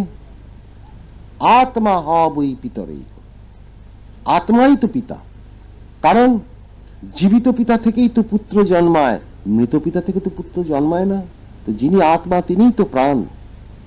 তাই প্রাণকেই নিয়ে বেরিয়ে আসছে, অর্থাৎ পিতা পুত্রকে নিয়ে বেরিয়ে আসছে। তাই পুত্রের অপর নাম আত্মজ, মানে আত্মা থেকে জাত। প্রাণ থেকেই প্রাণের উৎপত্তি, তাই তাকে বলা হয় আত্মজ। এ কারণে পুত্রই পিতার মুখগ্নি করবার অধিকারী। সে সমস্ত শাস্ত্রের মধ্যে শ্রেষ্ঠ ক্ষমতাটা তাকে দেওয়া হয়েছে, শেষ ক্ষমতাটা তাকে দেওয়া হয়েছে। কারণ পুত্র বড় প্রিয়, এই কারণে যে পিতার আত্মা থেকেই পুত্রের জন্ম হয়। তা সেই পিতা কোলে করে তাকে নিয়ে আসছেন। কাহিনীটা দেখো কি সুন্দর। কোলে করে, তার মানে ধারণ করে আছেন। তাহলে এই যে চঞ্চল প্রাণরূপী যে কৃষ্ণ, তাকে কে ধারণ করে আছেন? আত্মা হবই পিতরেক, অর্থাৎ স্থির প্রাণ। স্থির প্রাণ থেকেই তো চঞ্চল প্রাণ উৎপন্ন হয়। তাই স্থির প্রাণের কোলে চঞ্চল প্রাণ অবস্থান করছেন। তিনি কারাগার রূপ দেহর মধ্যে অবস্থান করে এবার এখান থেকে বাইরে বেরিয়ে যাচ্ছেন। কারাগার থেকে বাইরে বেরোচ্ছেন মানে এই জগৎ সংসারের দিকে তিনি এগিয়ে যাচ্ছেন। এবার এগুতে গিয়ে কি দেখতে পাচ্ছেন? কারাগার থেকে যখনই কৃষ্ণকে নিয়ে বেরিয়ে এলেন পিতা, অমনি দেখছেন গভীর রাত্রি, মধ্যরাত্রি। রাত্রিটা কি তোমাদের আগে বলেছি যে জীবনের অন্ধকার।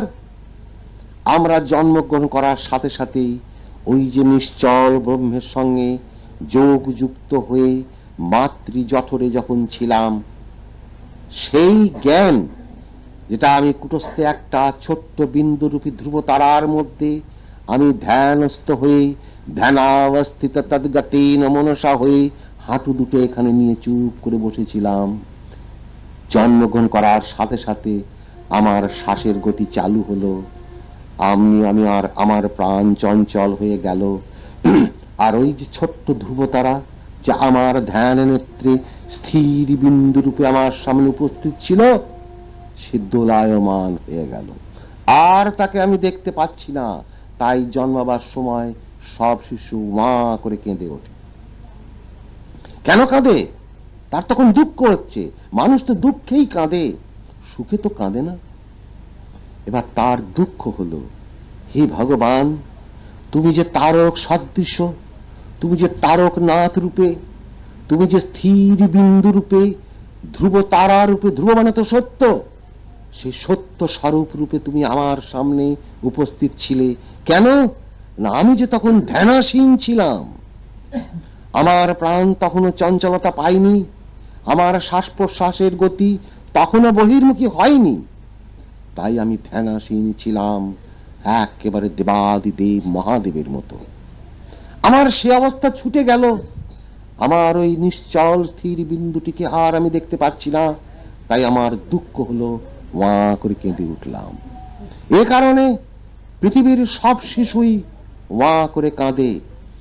সে এই বাঙালি শিশু হোক, হিন্দি ভাষার শিশু হোক, ইংরেজ ভাষার শিশু হোক, যে কোনো ভাষার শিশু হোক না কেন, বা যে কোনো ধর্মাবলম্বীর শিশুই হোক না কেন, তাকে ওই ওয়াঁ রবেই কাঁদতে হবে, এছাড়া আর কোনো উপায় নাই।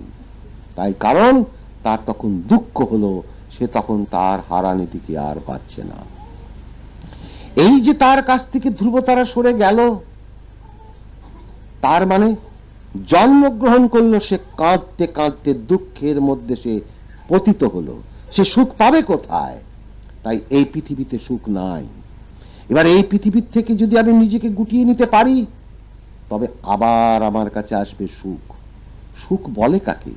সু মানে সুন্দর, আর খ হলো খং অর্থাৎ ব্রহ্ম। সুন্দর রূপ ব্রহ্মের সমীপে থাকলে সুখ, আর দুঃখ দূরে, খ খং অর্থাৎ ব্রহ্ম। দুঃখ মানে ব্রহ্ম থেকে দূরে থাকলে দুঃখ। তা আমার তখন কি অবস্থাটা হলো? আমি ছিলাম সুন্দর রূপ ব্রহ্মের সঙ্গে যুক্ত হয়ে, সেখান থেকে এবার আমি বিচ্যুত হয়ে সুন্দর রূপ ব্রহ্ম থেকে দূরে চলে গেলাম। তাই আমার জীবন শুরু হলো দুঃখ দিয়ে, আমি কোথায় পাবো সুখ? তাই আমাকে যদি সুখ পেতে হয়, আবার ওই মাতৃজঠরে যেমন আমি ছিলাম, যোগযুক্ত ধ্যানাসীন, ধ্যানাবস্থিত তদ্গতেন মনসা, ওই অবস্থায় আবার আমাকে ফিরে যেতে হবে। এইটাই যোগীর জীবনের লক্ষ্য।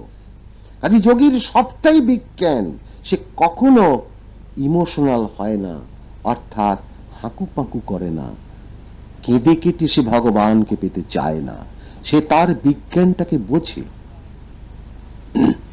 এবার পিতা ওই প্রাণ কৃষ্ণকে নিয়ে বাইরে এলেন, রাত্রির ঘোর নিশা।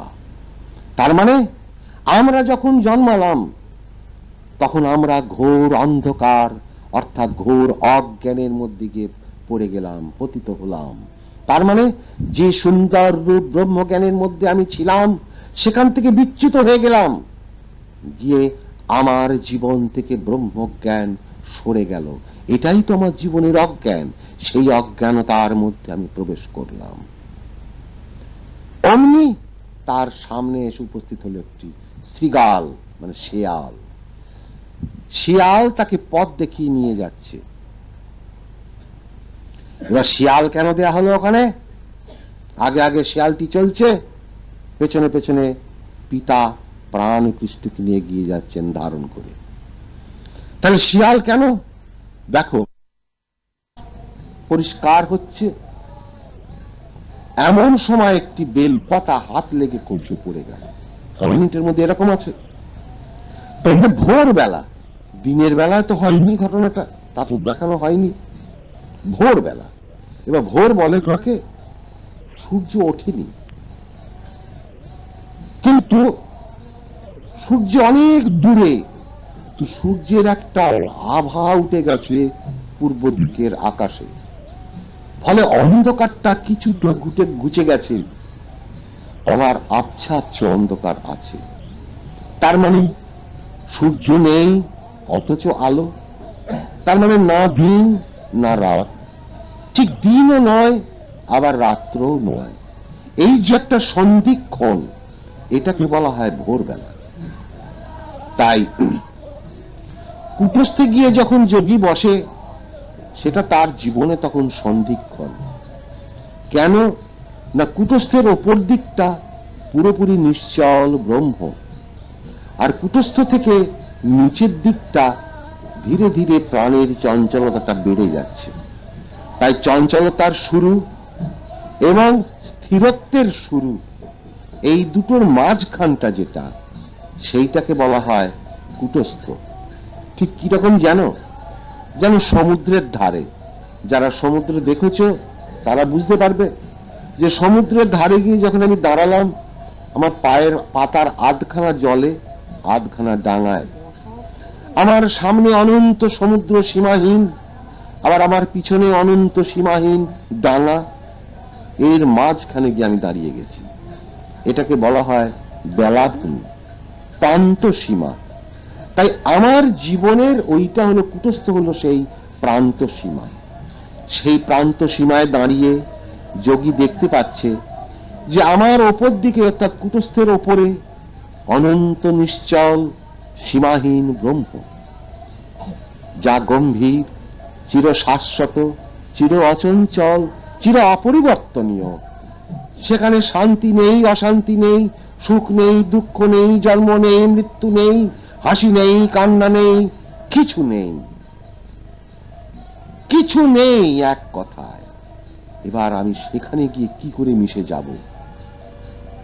আবার যখন ওই গাছের ডালে, গাছের উপরে বসে, অর্থাৎ কুটস্থে বসে যখন নিচের দিকে দেখছে, তখন সে দেখতে পাচ্ছে, ওরে বাবারে, এই যে সাধন যে আমি আগে করতাম, তার মানে যখন সাধন শুরু করেছিলাম তখন তো আমি ওই নিচের দিকে ছিলাম, ওই কামনা, বাসনা, লোভ, হিংসা, তার ভেতরে আমি জড়িয়ে বসেছিলাম। প্রাণের তরঙ্গগুলো কি সুন্দরভাবে খেলা করছিল, তাদের সঙ্গে বসে আমি লীলা করছিলাম। এটাই না প্রাণ কৃষ্ণের লীলা, যেটা পরশুদিনে বলেছি। তাহলে এই নিচের দিকের যে সমস্ত লীলা খেলা, ওইখানটা বসলে পরে নিচের দিকটায় দেখা যায়, কারণ ওটা যে প্রান্ত সীমা। এবার যেহেতু আমার ওদিকটা পিছন পড়ে গেছে, আমার আর দেখার দরকার নেই। আমি ডাঙার ওপর দিয়ে হাঁটতে হাঁটতে গিয়ে সমুদ্রের ধারে গিয়ে পৌঁছলাম। যখন সমুদ্রের ধারে গিয়ে পৌঁছলাম তখন আমার সামনে সমুদ্র, পিছনে ডাঙা। ডাঙাকে আমি অতিক্রম করে এসেছি যে জায়গায় আমি এতদিন ছিলাম। এবার আমায় যেতে হবে কোথায়? ওই দেখো সামনে অনন্ত সমুদ্র। পায়ের পাতাটা দিলাম, ওরে বাবার কি ঠান্ডা জল, তো যাবো কি করে? ওখানে গেলে যে আমি ডুবে যাব। তাই একটু একটু করে জলে নামছি, এক হাঁটু, এক কোমর, এক কম্বল, এক বুক, এক গলা জল বাড়ছে। তখন আমি ভাবছি, এবারে জলের যে গভীরতা বাড়ছে, তাতে আমি ডুবে যেতে পারি। ডুবে গেলে আমার কি হবে? আমি মরে যাব। কিন্তু মৃত্যু তো আমি চাই না। কিন্তু মজা হলো কি জানো?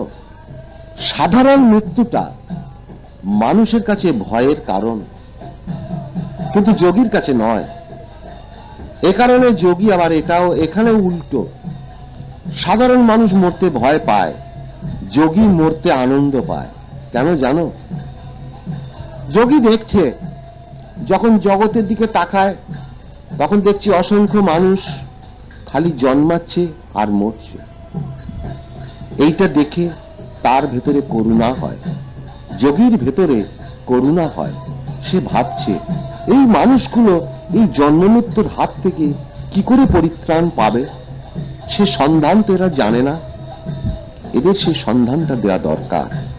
আর কি দেখছে যোগী? দেখছি অনন্ত মানুষ খালি যে জন্মাচ্ছে আর মরছে, এর ফলে সে কিন্তু প্রতি জন্মে আর মৃত্যুর মাঝখান দিয়ে সে পরিশুদ্ধ হচ্ছে। যদি আমাদের কাছে, সাধারণ মানুষের কাছে এই মৃত্যু যদি না আসতো, তাহলে তো আমি পরিশুদ্ধ হওয়ার সুযোগ পেতাম না।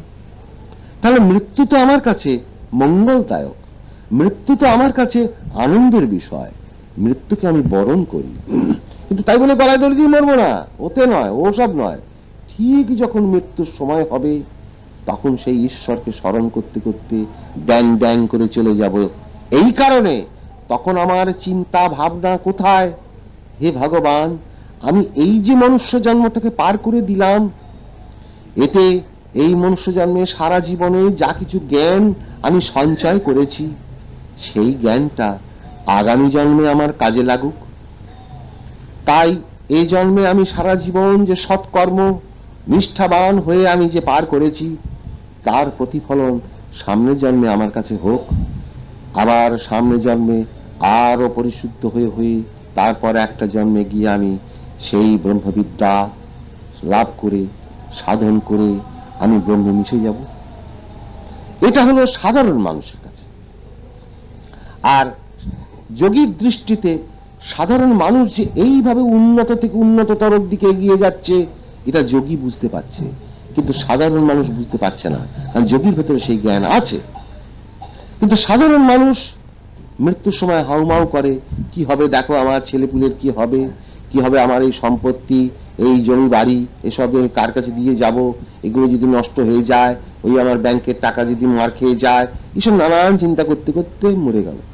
সামনের জন্মে আবার সে ওই রকম ভোগী হয়ে জন্মালো। কিন্তু যোগী দেখছে যে বাবা, এই মৃত্যু তো বড় ভালো জিনিস। এইগুলো হলো যোগীর স্বচ্ছ দৃষ্টি, উদার মহৎ দৃষ্টি।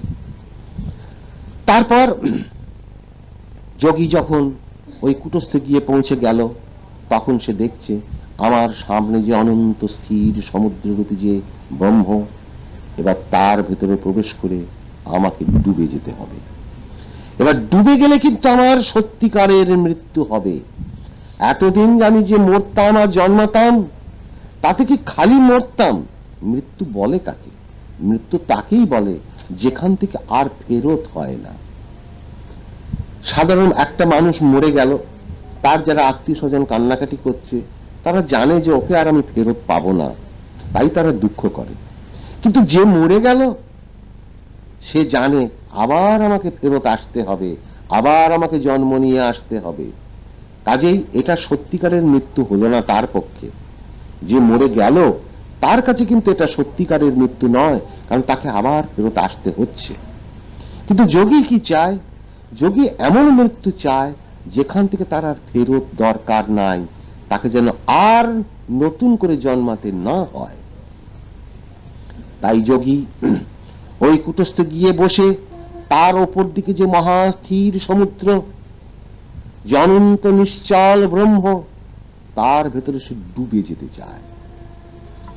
সে জানে সাধারণ মানুষ জলের মধ্যে ডুবে গেলে যেরকম মরে যায়, তার সঙ্গে এই জায়গাটাকে তুলনা করে দেওয়া হয়েছে যে ওইখানে গিয়ে ডুবে যেতে চায়। এইবারে ডুবে যাওয়ার ব্যাপারটা দেখো কি সুন্দর করে বলা হলো ওই শিবরাত্রির মধ্যে। কি বলা হলো না, একটা বেলপাতা হাত লেগে খসে নিচে পড়ে গেল। ভারী অদ্ভুত কাহিনী। বেলপাতার মধ্যে আমরা কি দেখি? একটা বোটায় 3টে পাতা আছে, ওকে বলা হয় ত্রিফলকযুক্ত পাতা, ত্রিফলকযুক্ত পত্র। তো এই যে 3টে ফলক একটা পাতার মধ্যে, সেটা আমার জীবনেই আছে, আমার শরীরের ভেতরেতে। সেটা কি? ইরা, পিঙ্গলা, সুষুম্না। দেখবে যেখানে মহাদেবের ছবি পাবে, তার সামনে একটা ত্রিশূল গাড়া আছে, ত্রিশূলের ওপরে আবার 3টে ফলা আছে। ওই 3টে ফলা হলো ইরা, পিঙ্গলা, সুষুম্না। মানে আমার এই যে শ্বাসের গতি চলে, এর ভেতরে ওই 3টি জিনিস আছে। যেটাকে বাম নাসিকায় যে শ্বাসটা চলে তাকে বলে ইরা, এগুলো তোমরা বইয়ের মধ্যেও পাবে। ডান নাসিকায় যে শ্বাসটা চলে তাকে বলে পিঙ্গলা। আর এই দুটোর মাঝখানে আর একটা গতি আছে যাকে বলে সুষুম্না। তাই ওই শিবের যে ত্রিশূল তাতে এরকমই আছে। আর ওই বেলপাতা দিয়েই শিবের পুজো হয়। কেন না, শিবের ওই যে ত্রিশূলের প্রতীক আবার বেলপাতাটা। তা আমার ভেতরেই শিবাবস্থা আছে, আর তাকে পেতে গেলে ওই ত্রিফলক মানে ইরা, পিঙ্গলা, সুষুম্না 3টেকে খসিয়ে দিতে হবে।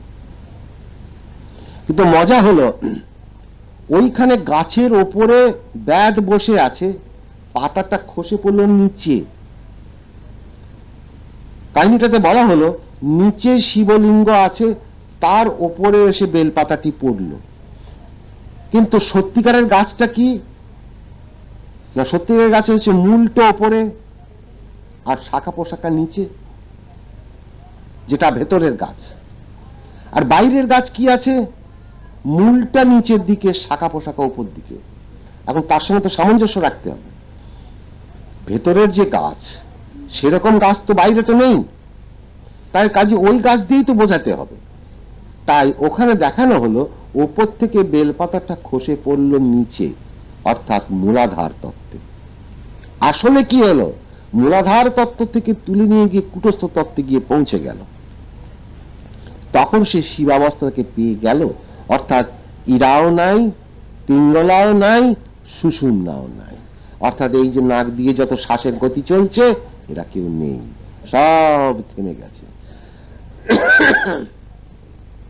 এই যে থেমে যাওয়া, এটাকে আগে চাই।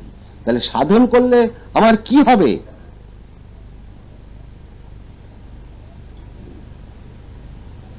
এরা থেমে যাবে। ওই ইরা, পিঙ্গলা এবং সুষুম্না এই 3টে খসে পড়ে যাবে। তাই বেলপাতা শিবের বড় প্রিয়। মানে শিব চাইছেন শিবটাকে, না শিব হলেন স্থির প্রাণ। দেখবে কালী পুজো যখন হয় তখন শিব শুয়ে আছেন। তো আমরা মানুষ যখন ঘুমোই, বিশ্রাম নিই, তো বিশ্রাম নেওয়ার একটাই উপায় আছে, একবার আরাম করে শুয়ে পড়ো। শুয়ে পড়ে সবচেয়ে ভালো বিশ্রাম হয়। তাই ওখানে শিব বিশ্রাম নিচ্ছেন। বিশ্রাম বলা হয় কাকে? নিশ্চল, শরীরটা নড়ছে না, চুপ করে পড়ে আছে। ওখানেও নিশ্চল যে স্থির প্রাণ, তার প্রতীক হলেন ওই দেবাদিদেব মহাদেব, যিনি পড়ে আছেন। আবার ওই কালী, শিবের বুকের উপরে কালীর একটি পা, আর একটা পা হয় মাটিতে আছে, না হয় উরু পায়ের উপরেতে আছে। এর দ্বারা কি বলতে চাইল? শিবরাত্রি ব্যাপারটা আমি পরে আসছি, আবার তার আগে বুঝে নাও এটাকে। তো এর দ্বারা বলতে চাইল যে নিশ্চল ব্রহ্মের প্রতীক হলেন শিব। সেই শিবের বক্ষস্থল থেকে চঞ্চলতা প্রকাশ হলো। এবার ওখানে গীতার মধ্যে বলা আছে হৃদ্দেশ অর্জুন তিষ্ঠতি। তো এই যে বুকের মাঝখানে যে হার্ট লাং, এখান থেকে যে ধুক ধুক ধুক ধুক করছে প্রাণটা, সেখান থেকে আস্তে আস্তে নিচের দিকে প্রাণের যে গতি চলছে আমার ভেতরেতে, তার থেকে উৎপন্ন হচ্ছে কারখানার ভেতরে বিভিন্ন জিনিস। তারা কে? ওই কামনা, বাসনা, লোভ, হিংসা, সংসার সংসার, আমি আমি, এরা ভেতরে উৎপন্ন হচ্ছে। তাই শিবের বুকের ওপরে একটি পা, আর একটা পা, মা কালীর আর একটা পা আছে, হয় মাটিতে। মাটিতে মানে মাটিটা কি? ক্ষিতি তত্ত্ব, ক্ষিতি অপ্তেজ মরুদ্বম পঞ্চতত্ত্ব। তাই একেবারে ওই বন তত্ত্ব থেকে আর ক্ষিতি তত্ত্ব পর্যন্ত এই যে অবস্থাটা, এইটা হলো প্রাণের চঞ্চল দিক। উৎপত্তি হচ্ছে কোথা থেকে এই চঞ্চলতা? স্থির ব্রহ্ম থেকে। তাই দেবাদিদেব মহাদেব শয্যায় শুয়ে আছেন চুপ করে। তাহলে এই যে বেলপাতাটা যেটাকে প্রতীক রূপে দেখানো হলো ওপর থেকে নিচে খসে পড়ছে, এটার আসল উদ্দেশ্য হলো নিচের থেকে উপরে চলে যাওয়া। কিন্তু বাইরের গাছ তো এরকম নেই, এই কারণে ওভাবে বোঝানো হয়েছে। তাই নিচের থেকে ওপরে, মানে শাখা পোশাখা যা কিছু ওই তিনটে ফলক থেকে উৎপন্ন হয়েছিল, ইরা, পিঙ্গলা এবং সুষুম্নার মাঝখান থেকে, তাদের গুটিয়ে নিয়ে ওপরে গিয়ে পৌঁছে গেল, অর্থাৎ পাতাটি খসে গেল। তার মানে ইরাও নাই, পিঙ্গলাও নাই, সুষুম্নাও নাই। এই অবস্থাটাকে বলা হচ্ছে ত্রিগুণাতীত। তাই গীতার মধ্যে ভগবান অর্জুনকে বলছেন, হে অর্জুন, তুমি ত্রিগুণাতীত হবার চেষ্টা করো। ত্রিগুণাতীত হলেই তুমি আমাকে সম্পূর্ণরূপে জানতে পারবে। এবার এই ত্রিগুণাতীত হতে গেলে আমার কি করতে হবে? না ওই ব্রহ্মবিদ্যা এবং যোগশাস্ত্র, এছাড়া নান্য পন্থা। তা না হলে তোমার ইরা, পিঙ্গলা, সুষুম্না খসবে না। ওরা তোমাকে জাল দিয়ে আটকে রেখে দেবে তোমাকে। তুমি যতই যাই করো না কেন, তুমি যতই চালাক বুদ্ধিমান হও না কেন, ওর আর কোনো উপায় তোমার সামনে নাই। কোন শাস্ত্রে সে কথা বলা হয়নি। এবার যখন এই ইরা, পিঙ্গলা, সুষুম্না খসে গেল, তখন সে গেল কোথায়? স্থির ব্রহ্মের মধ্যে মিশে গেল। দেখো কি অপূর্ব ব্যাপারটা।